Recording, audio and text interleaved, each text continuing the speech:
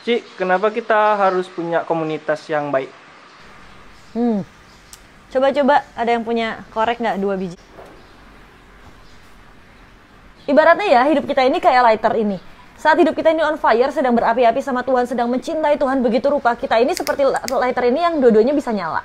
Tapi ada saatnya, di mana saat satu titik hidup kita ini seperti lagi ada banyak masalah mungkin, lagi berantem sama orang tua mungkin, dan sekiranya seperti terendam dalam air. Hidup kita ini lagi down, lagi capek, lagi letih, hidup kita ini seperti terendam dalam air.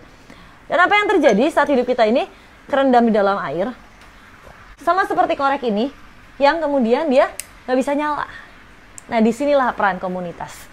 Saat kita ada dalam komunitas yang benar, komunitas yang berapi-api dan mencintai Tuhan, yang begitu on fire sama Tuhan, saat hidup kita ini nggak bisa nyala sendirian, kita butuh komunitas untuk menyalakan kita. Tapi, kalau kitanya diem aja, mau ada komunitas sekitar kita yang menyalakan kita pun juga nggak akan bisa nyala.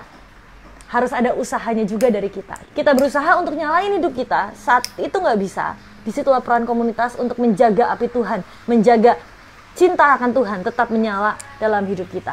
Sampai kapan? Sampai kemudian keletihan dalam hidup kita ini udah kita bisa bereskan, kita bisa selesaikan. Hidup kita udah kering lagi nih, ibaratnya seperti lighter ini kering lagi nih, dan dia bisa nyala sendiri lagi.